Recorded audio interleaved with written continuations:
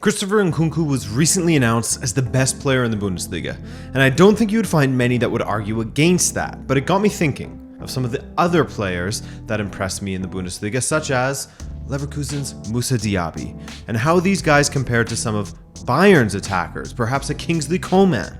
And what's the common thread? They are all talents that left PSG due to a lack of opportunities, all top talents that PSG allowed to slip through their fingers. Often for free, but sometimes for an incredibly low fee. We'll get to all of that, plus we'll look at how PSG have been more attracted to older luxury players than to the great youth that they have at their disposal, given Paris, the city, is a hotbed for talent, which is curiously untapped for the biggest team in the city. Respect to Paris FC though, they were so close to making it to Ligue 1 this season. Well, sort of.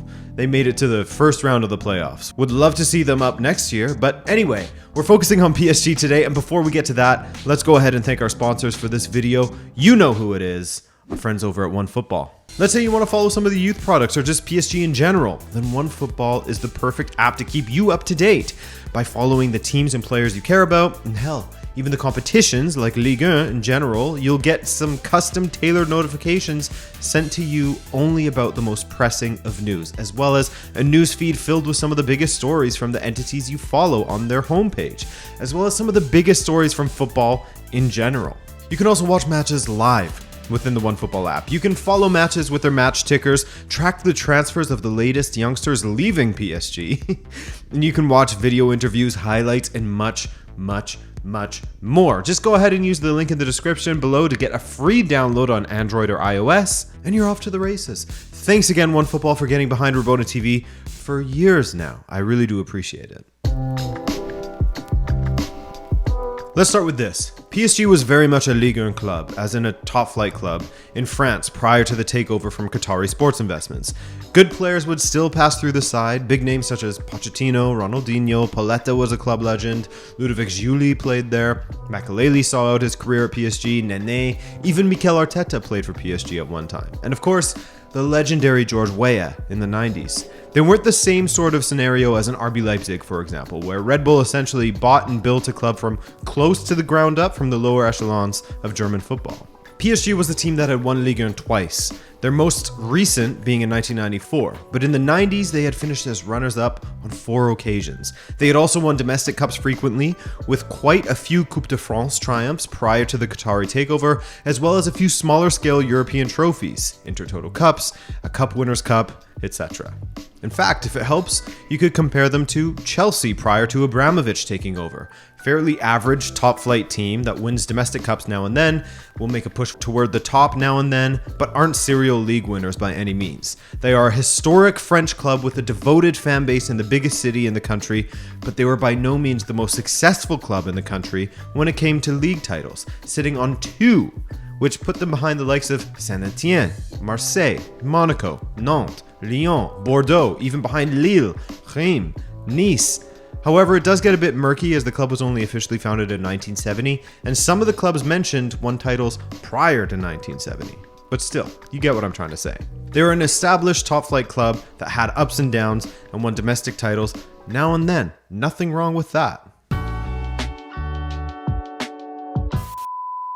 Hey guys, Paco here.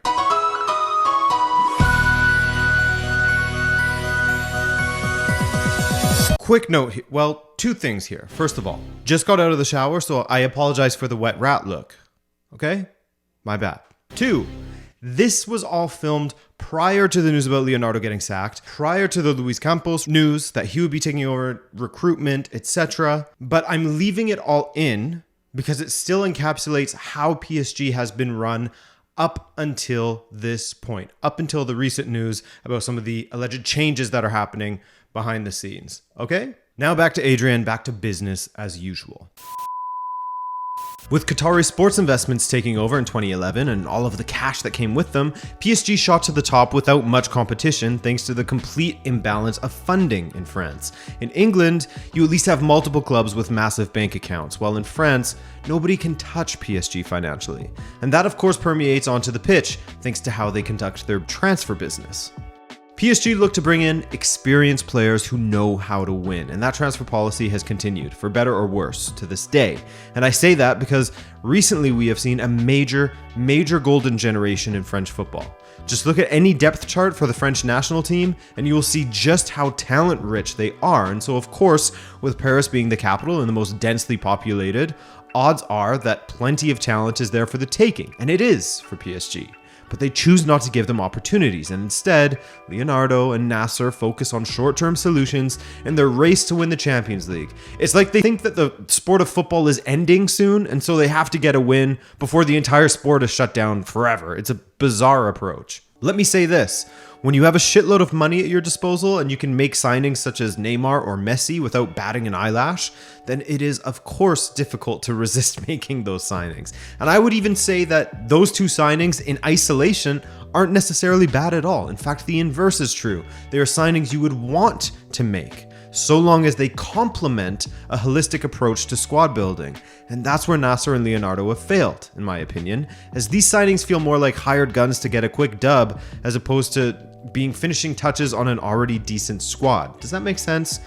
Like, instead of having them complement a cohesive, balanced project, these signings are the project. And then the holes are plugged with other players that similarly feel nothing for PSG. If these massive signings complemented some of the ridiculous talent that has come through PSG's academy, then they would make far more sense. But for one reason or another, there's seemingly a disinterest in giving youth products a chance in the first team. Whether this is an order from above, from Nasser, from Leonardo, or Pochettino's own choice currently, we couldn't say for sure. What I will say is that Pochettino has never ever been one to shy away from giving opportunities to youth players while in England, so it doesn't really fit with his character and his past, and previous PSG managers during the Qatari Sports Investment era have refrained from giving youth a chance as well. If I had to speculate, speculation alert here, I would guess that the managers don't look to do that because of a mix of pressure from above to use the very expensive older talent that has been brought in, coupled with the pressure of success at PSG, which is a unique animal. I've spoken of this at length. Winning domestic trophies brings you no favors, but the failure to win them simultaneously will be used against you. It's a strange double standard. The mark of success comes from winning a European trophy, which hasn't been done yet, and speaks to why managers typically last for about 2 to 2.5 seasons. Major European trophy, I should say. They do have those Intertoto Cup and Cup Winners' Cups. Instead, PSG look to bring in players in their late 20s or early 30s because, as I said, their approach is always to win the Champions League within 1 or 2 seasons from any given day. That's how they look at it. It's short-termism at its finest, and that leads to a feeling of every player being a hired gun, something that youth players certainly are not. This season, the 2 most notable cases that have caused PSG supporters to get frustrated at the lack of minutes allotted to them are Xavi Simons and Edouard Michou. Though, and thank you to my man Karl-Oskar Schallström, there are other players such as Ismail Garbi, Bitshiabu, and Kalimuendo that are promising talents for the future, but with the way the club is run, they likely will see as little time as Simons and Michou. And if you were a betting man, you would assume that they will find playing time elsewhere and become yet another case study for how poorly PSG utilized their academy. Speaking of which, I'm sure this whole time you've been thinking, okay, great, but who have they produced that's actually so good and could make it in the squad? They probably would have just continued to be a mid-table club or worse without Qatari Sports Investment. Well, let's go over some of those players now. First of all, I understand there is no guarantee that the players I'm about to list here would have blossomed into the players that they were today had they stayed at PSG and were given opportunities in the first team. Different circumstances can lead to different outcomes, of course, but just keep in mind some of the teams that they have gone on to play for and how they identified their talent. They gave them a chance, and now they are some of football's brightest prospects, and in other cases, bona fide top world-class talents, such as the best keeper in France last season for Lille and the best keeper in Italy this season for AC Milan, Mike Maignan. Respect to Alphonse Areola as well, who was a starter for a time for PSG and will be returning to the club this summer. We'll see if he stays, but Mike Maignan, he's something else. Ahead of him, you could feel the backline of PSG products featuring Ferland Mendy, of Real Madrid at left back. Kimpembe, of course, who plays regularly for PSG. He's an outlier. Nianzou, who's starting to get chances at Bayern, and Colin Dagba, who is still with PSG as well, to be fair to them. As for midfielders ahead of them, PSG have seen the likes of Matteo Guendouzi, now of Marseille, and Adrien Rabiot of Juventus. To be fair, Rabiot did indeed feature a lot for PSG, but remember, all of this is just in the name of simply listing the names that have passed through their academy and were let go at some point. Boubakary Soumare, formerly of Lille, but now at Leicester, was also a PSG product. Yassine Adli was picked up by AC Milan after making just one appearance for PSG.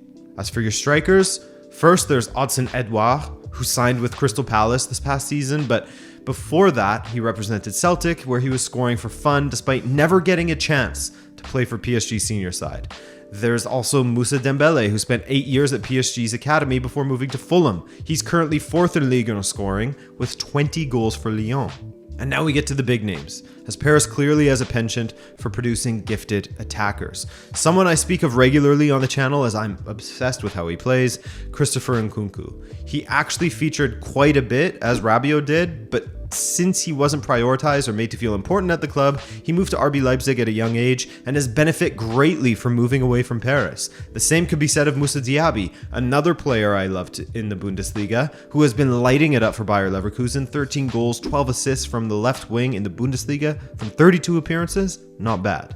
And of course, another huge error from PSG, one that actually came back to bite them in the Champions League final in 2020. Kingsley Coman of Bayern Munich made 3 appearances for the senior side of PSG before signing with Juve and eventually landing at Bayern. The bag fumble of all bag fumbles, by Juve as well, even though I'm partial to Nkunku myself about, who cares? Who cares what I think? Oh, and of course there's Jonathan Ikone, who helped Lille to the Ligue 1 title last season before heading off to Fiorentina. Not a bad player at all. And guys, don't overthink the formation here. I'm just putting them in an 11 so that you can sort of visualize the kind of players they had coming through their youth system. It's pretty ridiculous to see it all here, with the oldest players being Kimpembe and Maignan at 26, and you can't help but think of how well PSG would have done without the QSI cash injection. With a team like this, it's easy to envision how PSG could have grown to be a very competitive Ligue 1 team, if not champions of Ligue 1, with the right manager and circumstances. Of course, they wouldn't just play youth products and youth products only. That's where the sporting project comes in. Identifying what else you need positionally, what you are missing talent-wise, what you're missing leadership-wise. I'm not completely against the transfer market, but man, would it ever be awesome to not allow transfers for about a decade and see how teams get on. That's an unfinished, unpolished, half-baked idea that I just came up with in this second, so don't take it too seriously. But it would be cool, no? Looking at all of these talents and looking how France in particular continues to pump out great players, it does make you wonder just what could have been if QSI never took over PSG. They certainly have brought a lot of silverware to the club, but with how things have gone in the last couple of years for them, you have to question if this accelerated success isn't as much fun anymore for the supporters, and how many supporters would trade in what they have now for a more holistic approach where they utilize the rich crop of talent from the academy. I mean, you are starting to see some hashtag QSI out on social media, so there is at least a growing population in the fan base that want to see some change. I hope you enjoyed this video, this look at PSG's underused academy, because it was a ton of fun to make. If there are any other talents I missed, please do name them below. Beyond that, I appreciate you coming by, subscribe if you're new, and have a great weekend. Ciao.